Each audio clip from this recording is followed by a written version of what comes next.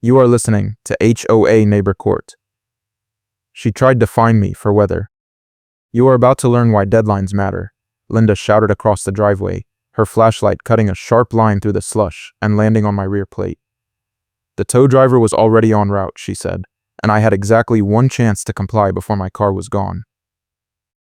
I stood there in my gray parka, with snow turning to sleet on my shoulders, holding a folder I had kept dry inside my coat pocket, and I did not say a word.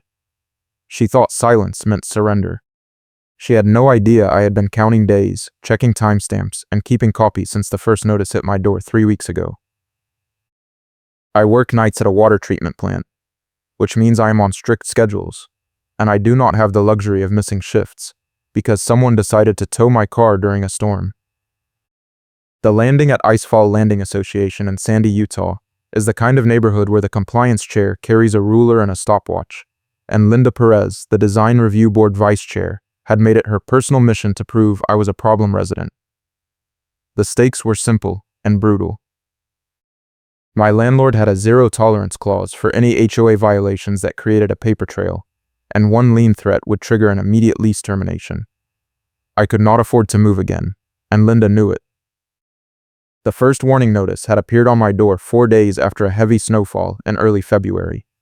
It claimed I had failed to clear my sidewalk within the required 12-hour window, even though I had shoveled it twice that same morning before my shift, and once more when I got home. The notice was printed on HOA letterhead with a violation date and a $75 fine due within 10 days. I took photos of my clear sidewalk immediately, timestamped everything, and sent an email to the management company asking for clarification. The reply came from Linda herself. She wrote that the compliance inspection had been conducted at 3 in the afternoon, and the sidewalk had been covered in fresh snow at that time. She did not mention that the plow had come through at 2:30 and shoved a berm across every driveway on the block, reburying sidewalks that residents had already cleared. I wrote back pointing that out. She replied with one line. "If you make me repeat myself, it gets more expensive." That became her signature move. Every time I pushed back on a notice, Linda would escalate the fine or add a new violation. A week after the sidewalk dispute, I got a second notice claiming my trash cans were visible from the street for more than 2 hours after collection. I had put them away within 90 minutes, but Linda attached a photo showing them still at the curb. The photo metadata showed it was taken 40 minutes before the actual collection time. When I sent that evidence to the management company, Linda called me directly. She said the HOA board had recently reinterpreted the trash can rule to mean cans could not be placed at the curb more than 1 hour before collection, and my early placement counted as a separate violation. I asked when that reinterpretation had happened. She said it had always been understood that way. I asked for the meeting minutes. She said the minutes were not available to non-board members during an active enforcement review. I started keeping a snow-soaked notebook in my truck. Every time the plow came through, I logged the time, the depth of the berm it left, and how long it took me to clear it again. Linda carried an identical notebook during her patrols, writing constantly, her flashlight beam sweeping driveways and porches like she was hunting for evidence. I saw her twice in 1 week standing at the end of my driveway in the dark, shining that light at the icy patches near my mailbox while she scribbled notes. She never said hello. She just wrote and moved on. The third notice arrived by certified mail in the middle of a brutal ice storm. It claimed I had created a hazardous condition by piling snow too close to the sidewalk, obstructing pedestrian access. The photo showed a small mound of snow, maybe 8 inches from the edge of the cleared path, nowhere near a hazard. The fine was $250, due in 5 days, and the notice included a line in bold text stating that failure to pay would result in a lien filing. I was dealing with a landlord requirement, and this was exactly the kind of paperwork chaos I could not afford. I called the management company and demanded a hearing. The scheduler told me the next available hearing date was 3 weeks out. I said that was past the payment deadline. She said I could pay now to avoid the lien and request a refund if the hearing went in my favor. I asked what happened if I did not pay. She put me on hold, and when she came back, Linda was on the line. Linda said if I wanted to play games with deadlines, she could arrange for my vehicle to be towed for overnight street parking during snow emergency conditions, which she claimed I had violated twice in the past week. I told her my car had been in my driveway both nights. She said the HOA plow crew had reported my car partially obstructing the street during their route, and the report was sufficient evidence under the emergency rules. I asked to see the report. She said it was an internal crew log and not subject to resident review. Then she said the line I would hear over and over. I can make this a lean conversation in one email. That was when I knew she was not interested in compliance. She was interested in forcing me out. I spent the next 2 days building a timeline. I pulled every email, every notice, every photo I had taken, and I cross-referenced the violation dates with the actual plow schedule posted on the HOA website. That was when I found the first discrepancy. The sidewalk violation notice was dated February 6th, but the snowfall it referenced had occurred on February 8th. The notice had been backdated by 2 days. I checked the second notice. Same thing. The trash can photo was timestamped before collection, but the notice claimed the violation occurred after. I pulled the third notice and ran the numbers. The hazardous snow pile had been photographed the morning after the plow buried my driveway, but the notice was dated the day before the plow route was even scheduled. I sent all of it to the management company with a formal dispute and a request for a meeting with someone above Linda. I got an automated reply saying my request had been received and would be reviewed within 10 business days. The next morning, I found a bright orange tow warning sticker on my windshield. It said my vehicle was parked in violation of HOA emergency snow removal protocols and would be towed within 24 hours if not relocated. I looked around. My car was in my driveway, fully on my property, not blocking anything. I took photos, checked the HOA rules, and found nothing about driveway parking during snow removal. I called the management company again. The person who answered said they had no record of any tow warning being issued and suggested I contact the towing company directly. I said I wanted to speak to someone in authority. She transferred me to a voicemail box. I left a message and heard nothing. That night, Linda showed up at my door with a clipboard and her flashlight. She said she was conducting a follow-up inspection and needed to verify that I had corrected the hazardous snow pile condition. I pointed to my driveway, which was clear except for a thin layer of fresh snow that had fallen in the past hour. She aimed her flashlight at the spot where the mound had been and said she saw residual ice buildup that constituted a continued hazard. I asked her to show me where. She pointed to a patch of bare pavement with a faint rime of frost. I said that was not ice buildup, that was normal freeze on wet concrete. She said the HOA standard was 0 ice on walkable surfaces during winter months, and that I was responsible for salting and sanding to maintain compliance. I asked where that standard was written. She said it was implied under the general safety provisions. I asked for the section number. She said she did not have time to educate me on basic documents I should have read before moving in. Then she turned and walked back to her car, writing in her notebook the whole way. I called an attorney the next morning. She listened to my timeline and asked if I had proof the notices were backdated. I said I had metadata on the photos Linda had submitted, timestamps on the plow schedule, and copies of all the emails. She said that was a strong start, but the real problem was enforcement discretion. HOA boards have wide latitude to interpret their own rules, and unless I could show a pattern of targeted harassment or fraudulent documentation, a lawsuit would be expensive and slow. She suggested I file a complaint with the county ombudsman and request an internal audit of the HOA enforcement process. I asked how long that would take. She said it depended on the county workload, but it could trigger an automatic hold on any lien filings while the complaint was under review. I thanked her and hung up. Then I filed the complaint that same afternoon. The ombudsman office confirmed receipt within 2 hours and assigned a case number. The confirmation email stated that HOA enforcement actions related to the complaint property would be suspended pending investigation, and the HOA would be notified within 5 business days. I printed the confirmation and put it in a folder with everything else. I did not tell Linda. I did not tell the management company. I just waited. 3 days later, the plow came through again and shoved a fresh berm across my driveway at 6 in the morning. I was awake because I had just gotten home from my shift, and I watched it happen from my kitchen window. The driver made 3 passes, each time pushing more snow directly into the cleared section of my driveway until I had a wall of packed slush 2 feet high blocking my car. I went outside with my shovel and started clearing it. By the time I was halfway done, Linda pulled up in her car and got out with her clipboard. She said the plow crew had reported that I was redepositing snow onto HOA common property and creating an obstruction for future plowing operations. I said I was clearing my own driveway on my own property. She said the snow I was shoveling was now HOA snow because it had been moved by HOA equipment, and I was required to pile it in a designated area at least 15 feet from the pavement edge. I asked where that rule was written. She said it was an operational guideline under the Winter Maintenance Addendum.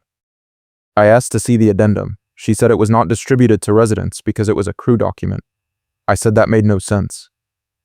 She said if I did not comply immediately, she would have my driveway replowed at my expense and add the cost to my account as an emergency maintenance charge.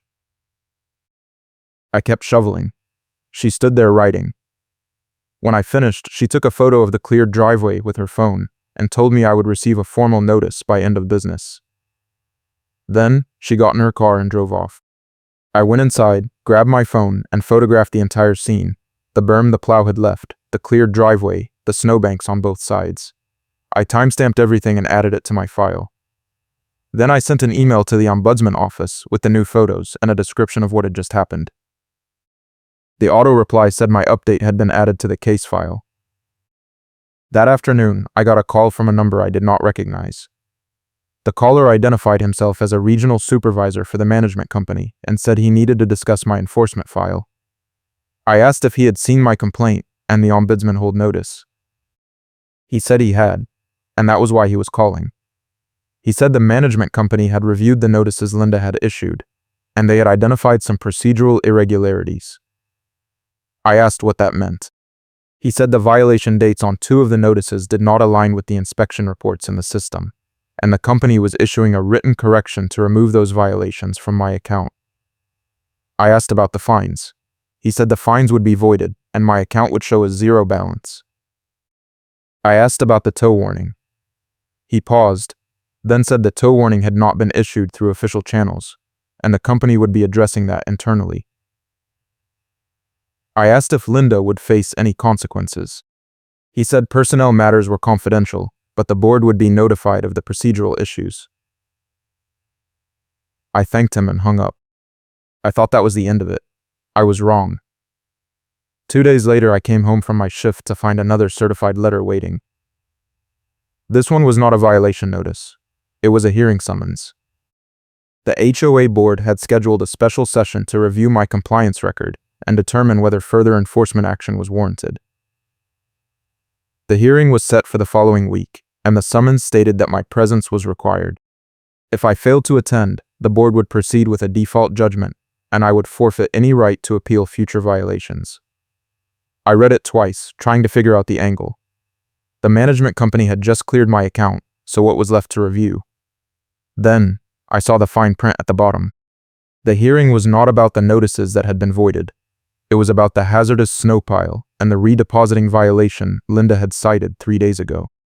If you make me repeat myself, it gets more expensive, Linda had said. Now I understood. She was escalating to a live hearing where she could control the narrative, present her own evidence, and force a board vote before I had time to build another defense. I called the attorney again. She said the hearing was a pressure tactic and that I should attend with all my documentation, but I should also be prepared for the board to rubber stamp whatever Linda wanted. She said if they voted to uphold the violations and impose new fines, I could appeal to the county, but the appeal process would take weeks and the HOA could still move forward with a lien in the meantime. I asked if the ombudsman hold protected me. She said it should, but HOAs sometimes ignore holds and dare residents to enforce them through court. I said that sounded illegal.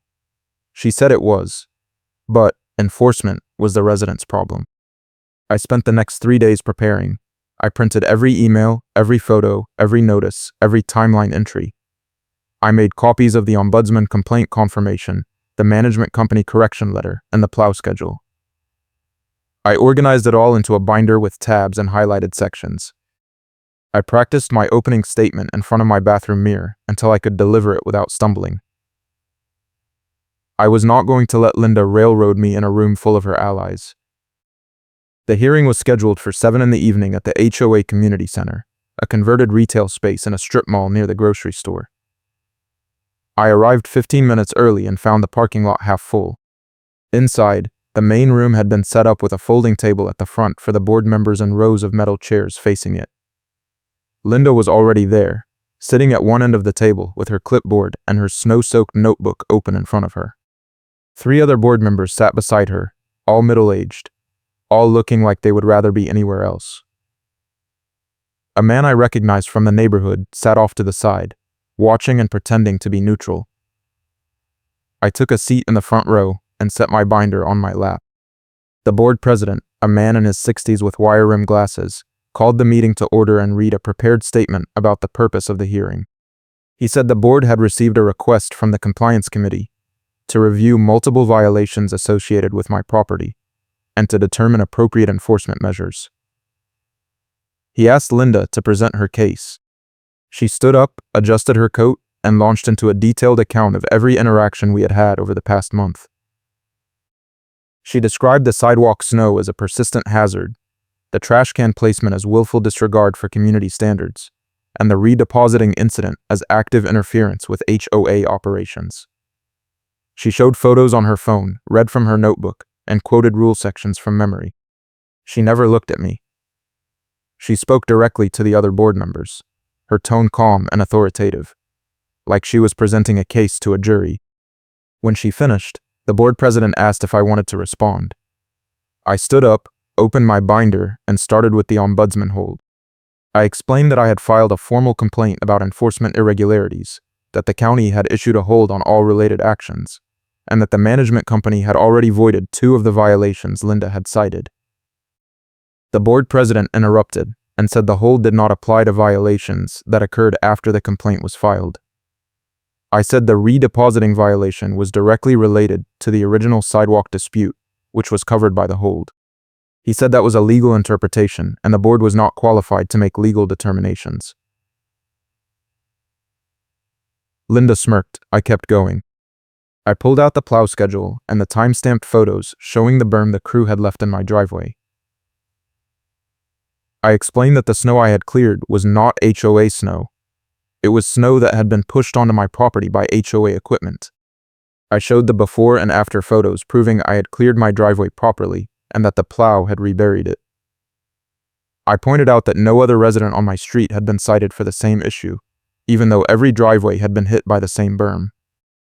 Linda interrupted and said the other residents had followed the operational guidelines by piling their snow in the designated area. I asked her to show me where the designated area was defined. She opened her notebook and started flipping pages. The board president told her to move on. I moved to the backdating issue. I laid out the metadata from the photos Linda had submitted with the original notices and showed how the timestamps did not match the violation dates. I explained that the management company had confirmed the discrepancy and issued a correction. Linda cut in and said the metadata was irrelevant because the photos were taken during follow-up inspections, not initial inspections. I asked why the notices listed them as evidence of the initial violation if they were taken later. She said the inspection process was iterative and photos could be added retroactively for documentation purposes. I asked if that meant she could backdate a photo to justify a fine for something that had not happened yet. The board president banged his hand on the table and said I needed to stay on topic. I stayed on topic. I pulled out the attorney consultation notes and read the section about enforcement discretion and targeted harassment. I said the pattern of escalating fines, inconsistent rule interpretations, and threats of towing and liens suggested that Linda was not enforcing rules. She was using rules as a weapon to force me out of the neighborhood. One of the other board members, a woman in her 50s, leaned forward and asked Linda if she had any response. Linda said I was deflecting from my own non-compliance by making baseless accusations, and if I had followed the rules from the beginning, none of this would have happened. I said I had followed the rules, and the management company correction proved it. She said the correction was a clerical adjustment and did not invalidate the underlying violations. I said that made no sense. The board president said we were going in circles and called for a 5-minute recess. During the recess, I stepped outside to get some air. The parking lot was lit by harsh overhead lights and sleet was starting to fall again. I checked my phone and saw a new email from the ombudsman office. The subject line said case update. I opened it. The email stated that the HOA had been formally notified of the complaint hold and that any enforcement actions taken in violation of the hold could result in penalties and mandatory mediation. The email also included a copy of the notification letter sent to the management company and the HOA board president. I forwarded it to myself and saved it to my phone.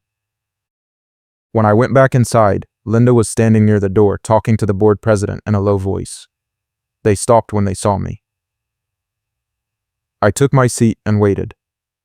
The board president called the meeting back to order and said the board would now move to deliberation. I asked if I could make a closing statement. He said I had already had ample time to present my case. I said I had new information. He sighed and told me to keep it brief. I pulled out my phone and held it up so everyone could see the screen. I said I had just received confirmation that the Ombudsman Office had notified the board of the complaint hold and that any violations of the hold could trigger mandatory mediation and penalties. I said the hearing itself might be a violation, and if the board voted to uphold the fines, I would escalate immediately. The board president went pale. Linda leaned over and whispered something to him. He shook his head and said the board needed to consult with the management company before proceeding. Linda stood up and said that was unnecessary. The hearing was within the board's authority, and the hold did not apply to new violations. I said I had documentation proving otherwise. She demanded to see it. I said I would be happy to share it with the county ombudsman and let them determine jurisdiction. The board president called another recess and told Linda to step outside with him. They were gone for 10 minutes. When they came back, the board president announced that the board was tabling the hearing pending further review and that no vote would be taken tonight. Linda looked like she wanted to throw her clipboard across the room. I asked if that meant the violations were dismissed. He said it meant the matter was under review. I asked what that meant for my account. He said my account would remain at zero balance pending resolution. Linda interrupted and said the board had a duty to enforce the rules regardless of outside interference. The board president told her the meeting was adjourned and walked out. The other board members followed. Linda stood there for a moment, staring at me, then grabbed her notebook and left. I sat in the empty room for a few minutes, letting the adrenaline drain. I had bought myself time, but I had not won anything.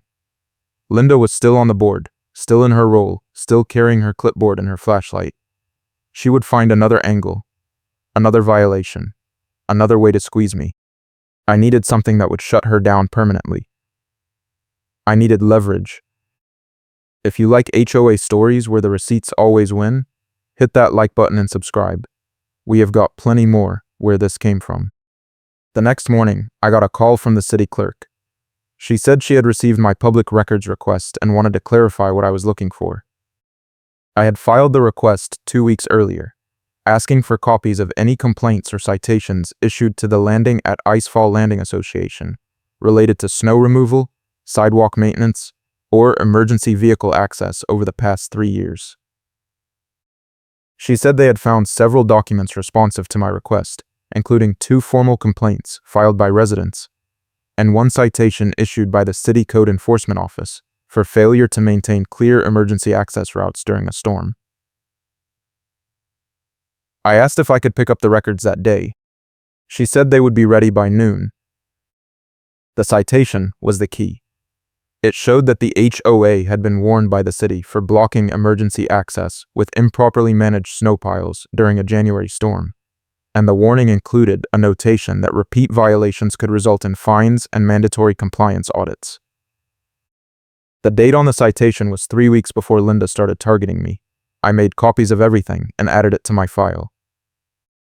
Then I sent a formal letter to the management company and the HOA board president, requesting an internal audit of enforcement procedures and attaching the city citation as evidence of prior non-compliance by the HOA itself. I stated that if the audit was not conducted within 30 days, I would request a state-level review and file a formal ethics complaint against the board. Linda called me that night. She said the board had reviewed my letter and found it to be inflammatory and inappropriate. She said I was wasting everyone's time with frivolous complaints and that my behavior was bordering on harassment of HOA volunteers. I said I was exercising my rights as a resident and a taxpayer. She said rights did not include making baseless accusations against people who were trying to maintain community standards. I said the city citation was not baseless, it was a matter of public record. She said the citation had been resolved and was irrelevant to my case. I said it showed a pattern of enforcement failures by the HOA, and I had a right to know if the same standards were being applied to everyone. She said if I continued down this path, I would regret it. I asked if that was a threat. She hung up. 2 days later, the HOA plow crew came through again and shoved another berm into my driveway. This time, they hit it hard enough to crack the edge of my concrete apron and knock over an orange cone I had placed near my mailbox. The cone ended up half buried in the snow pile. I photographed everything, called the management company, and filed another complaint. The person who answered said they would forward my concern to the operations team. I said I wanted a supervisor callback. She said supervisors were not available for plow complaints. I asked for the name of the operations manager. She said that information was not provided to residents. I said I would be filing another county complaint. She transferred me to voicemail. I went outside and started clearing the berm again. I was halfway through when a tow truck pulled up and parked across the street. The driver got out, checked his phone, and looked at my car. I walked over and asked what he was doing. He said he had received a call about a vehicle parked in violation of HOA emergency protocols. I said my car was in my driveway, not on the street. He said his work order listed my address and plate number. I asked to see the work order. He showed me his phone. The order was from the HOA management company and included a note that the vehicle was obstructing snow removal operations. I said that was not true and that I had documentation proving the HOA plow had damaged my property. He said he did not handle disputes, he just followed orders. I said if he hooked my car, I would file theft charges with the police and sue the HOA for damages. He looked at me, looked at the driveway, and said he would call his dispatcher. He got back in his truck and left. I called the police non-emergency line and reported the tow attempt. The dispatcher said she would send an officer to take a report. The officer showed up 20 minutes later, listened to my account, and asked to see the work order. I showed him the photo I had taken of the driver's phone. He said the work order did not specify a legal violation, just an HOA request, and that meant the tow would have been a civil matter, not a criminal one. He said if the driver had hooked my car without a valid violation, I could sue, but the police could not intervene unless the HOA claimed the car was abandoned or stolen. I asked if that meant the HOA could just call a tow truck anytime they wanted, and I had no recourse. He said I needed to take it up with the HOA board or hire an attorney. He took my information and left. That was when I decided I was done playing defense. Linda wanted to make this a fight. Fine. I would give her a fight. But I was going to win. I spent the next week digging. I pulled every public record I could find on the Landing at Icefall Landing Association. I found the original covenants, the bylaws, the annual budgets, the board meeting minutes that were posted online. I cross-referenced the enforcement policies with the state HOA statutes and found 3 provisions the HOA was violating. I pulled the management company contract and found a clause requiring them to notify residents in writing before any lien or tow action. I checked my records. I had never received any such notification. I made copies of everything and built a case file that was twice as thick as my original binder. Then I filed a formal complaint with the State Real Estate Division, the agency that oversees HOA management companies in Utah. I alleged that the management company had failed to follow statutory notice requirements, had issued backdated violations, and had authorized a tow attempt without proper documentation. I attached the city citation showing the HOA's own noncompliance, the metadata from Linda's backdated photos, and the Ombudsman complaint confirmation. I requested a full audit of the HOA enforcement process and asked the state to investigate whether the management company was operating in violation of its fiduciary duties. The state acknowledged the complaint within 48 hours and assigned an investigator. The confirmation letter stated that the management company would be required to produce all enforcement records related to my property and that any active enforcement actions would be stayed pending the investigation. I printed the letter and put it in my folder with everything else. Linda showed up at my door the next evening. She did not have her clipboard this time. She had her flashlight and her notebook, and she looked angrier than I had ever seen her. She said the board had been notified of my state complaint and that I had crossed a line. She said I was costing the HOA thousands of dollars in legal fees and putting the entire community at risk. I said the HOA had put itself at risk by violating state law. She said I was twisting the facts to suit my agenda. I said the facts were public record. She said I was going to regret making enemies of people who were just trying to do their jobs. I said if their job was harassing residents with fake violations and illegal tow threats, they deserved to be investigated.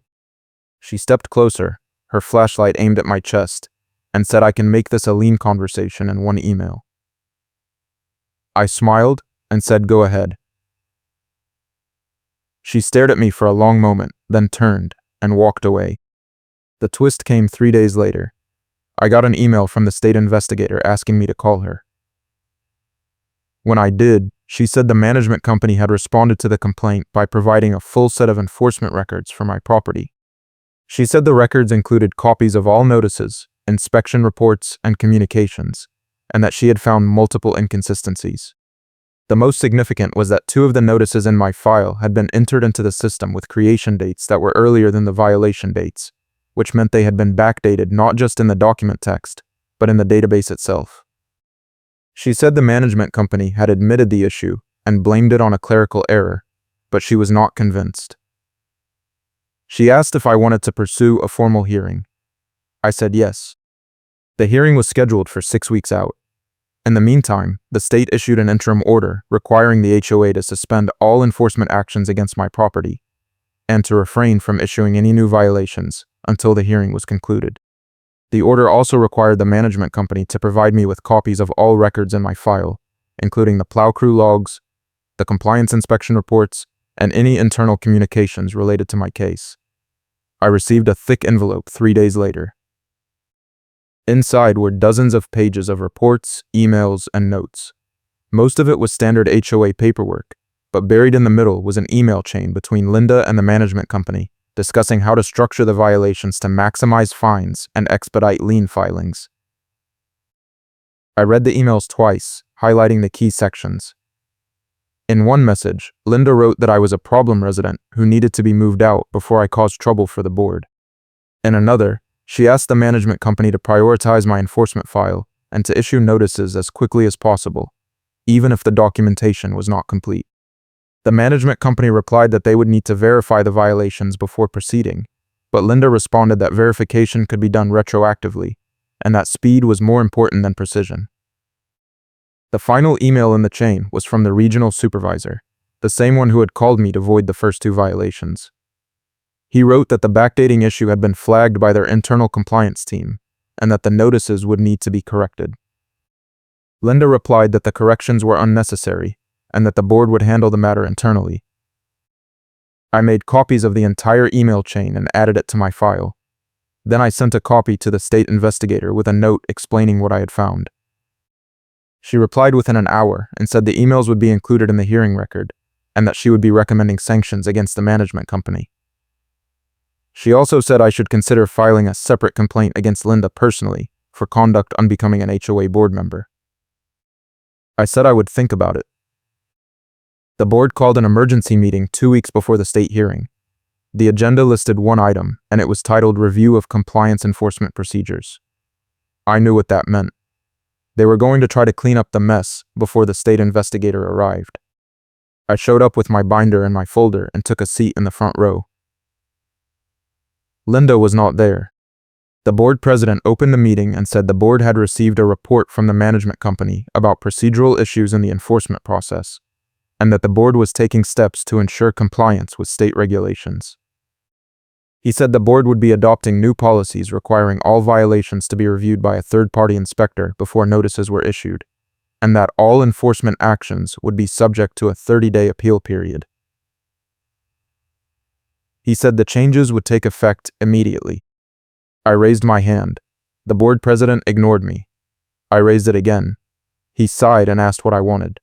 I said I wanted to know if the new policies applied to existing violations. He said existing violations would be reviewed on a case-by-case basis. I said that was not good enough. I said the board needed to void all violations that had been issued without proper documentation, and that included everything in my file. He said the board did not have authority to void violations unilaterally. I said the state investigator would probably disagree. He said the state investigation was not relevant to the board's internal procedures. I said the email chain from Linda proved otherwise. The room went silent. The board president asked what email chain. I pulled out the copies and walked up to the table. I handed one to him and one to each of the other board members. I said the email showed that Linda had directed the management company to issue violations without verification and to backdate notices to expedite fines. I said the emails also showed that the regional supervisor had flagged the issue and that Linda had ignored his concerns. The board president read the emails, his face getting redder with each line.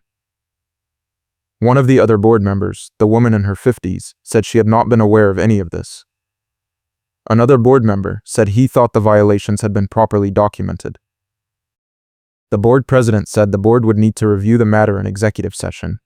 I said the matter needed to be reviewed in public. He said executive session was required for personnel issues. I said this was not a personnel issue, it was a fraud issue. He told me to sit down. I did not sit down. I said I had submitted the email chain to the state investigator and that she would be including it in the hearing record.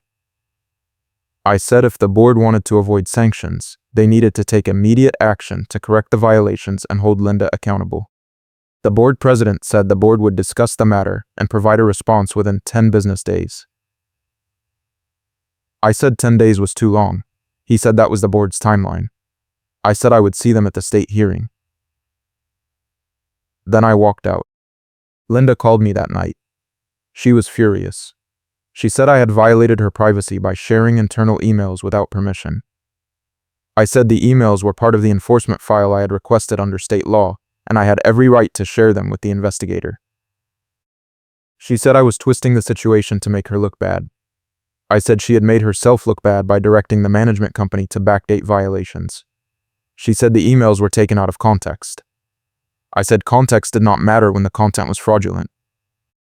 She said she would be filing a defamation lawsuit. I said I looked forward to discovery. She hung up. The state hearing was held in a conference room at the county building. The investigator, a woman in her 40s with a no-nonsense demeanor, sat at the head of the table with a laptop and a thick file folder. I sat on one side with my binder. The management company sent their regional supervisor and an attorney. Linda was there representing the HOA board, along with the board president. The investigator opened the hearing by summarizing the complaint and the evidence. She said the investigation had found that the management company had issued multiple violations without proper documentation, that notices had been backdated in the system, and that internal communications suggested a deliberate effort to expedite enforcement without regard for accuracy. She said the management company had admitted to procedural failures, but had blamed them on clerical errors. She said the evidence suggested otherwise. The management company attorney stood up and said the company had taken corrective action by voiding the incorrect notices and implementing new review procedures. He said the issues were isolated incidents and not indicative of a broader pattern. The investigator said the email chain suggested the issues were not isolated. The attorney said the emails reflected internal discussions and did not prove intent to defraud. The investigator asked Linda to respond. Linda said she had been acting in good faith to enforce the HOA rules and that any procedural issues were the result of miscommunication with the management company. The investigator asked if Linda had directed the company to issue notices without verification.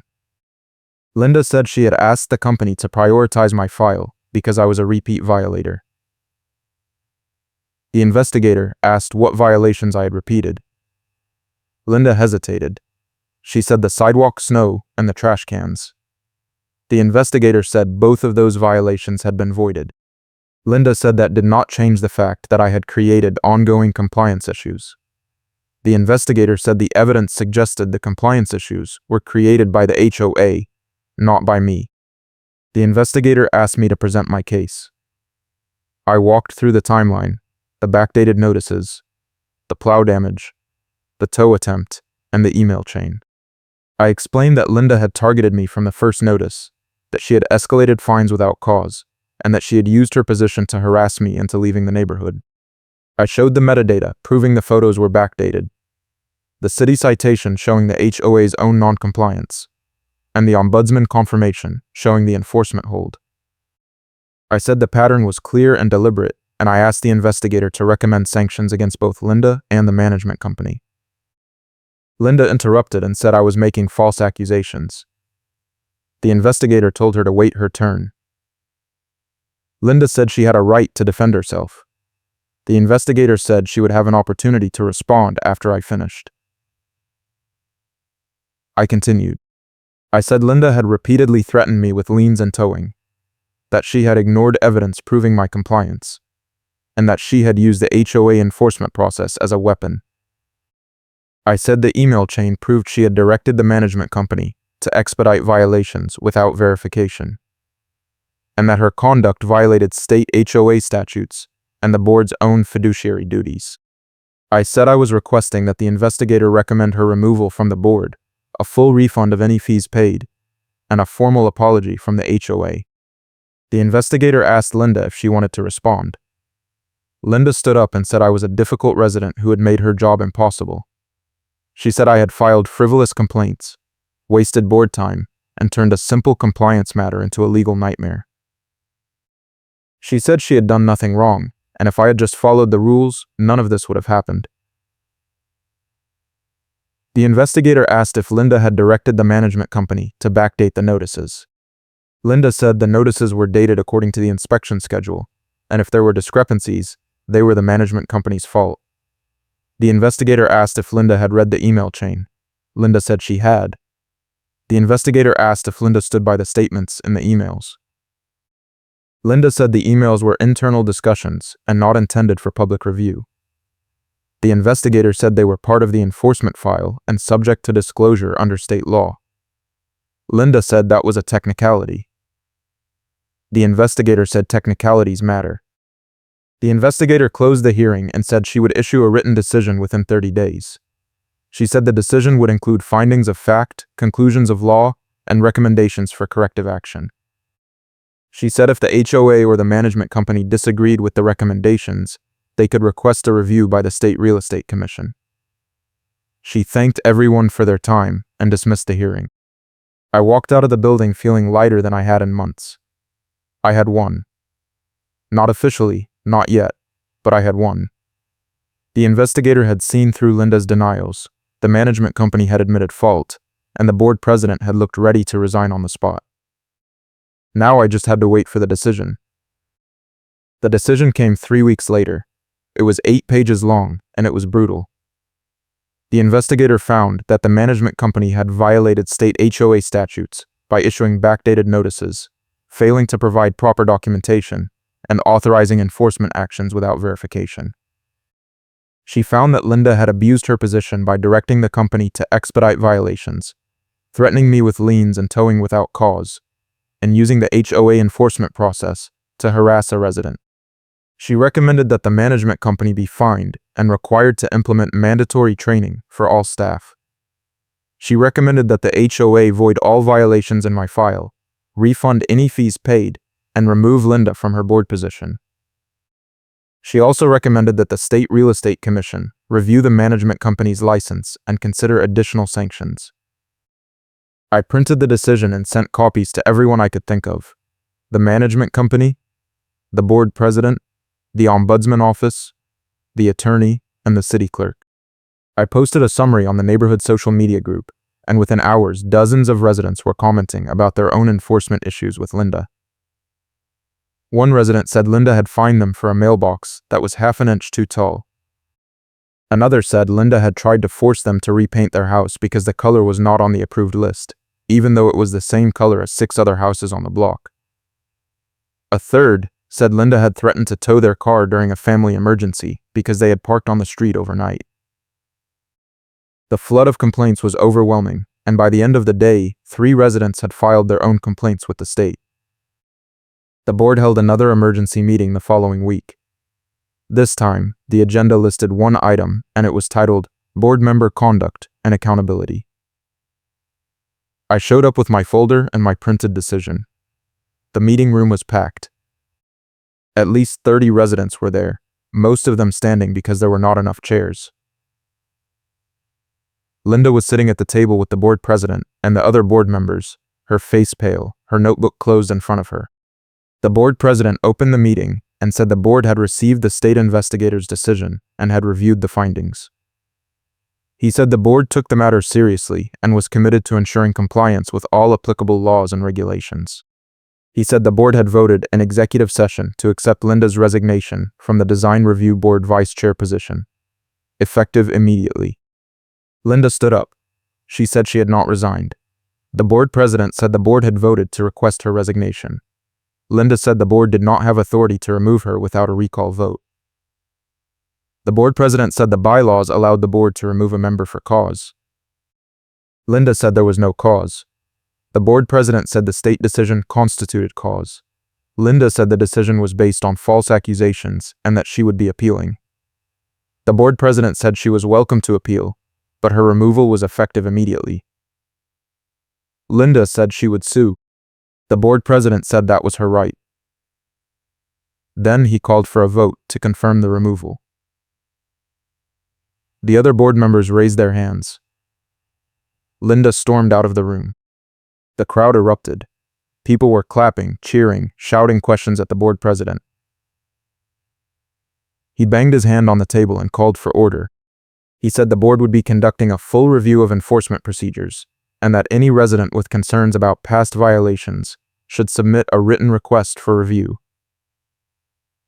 He said the board would also be issuing a formal apology to any resident who had been subjected to improper enforcement actions. He said the meeting was adjourned. I stayed behind as the crowd filed out. The board president came over and shook my hand. He said he was sorry for what I had been through, and that the board should have acted sooner. I said better late than never. He said the board would be holding elections in the spring, and he hoped I would consider running. I said I would think about it. He nodded and left. Outside, it was snowing again. The parking lot was half full, and I could see Linda sitting in her car near the exit, her flashlight on the passenger seat, her notebook still in her hand. She was staring straight ahead, not moving, like she could not believe what had just happened. I walked past her car on my way to mine. She did not look at me.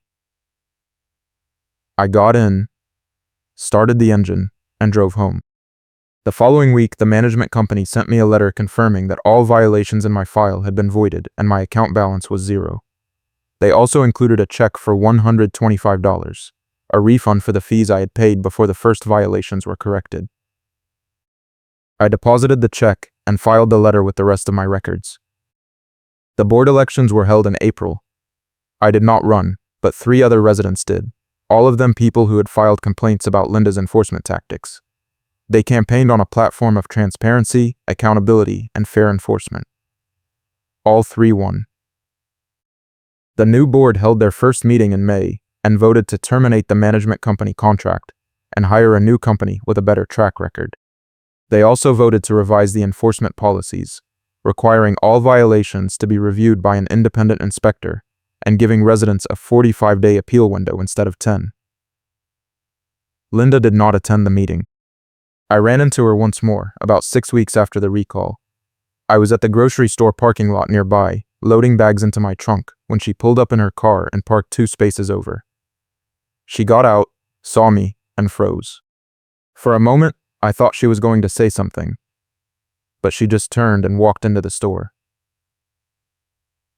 I finished loading my bags and drove home. I have not seen her since.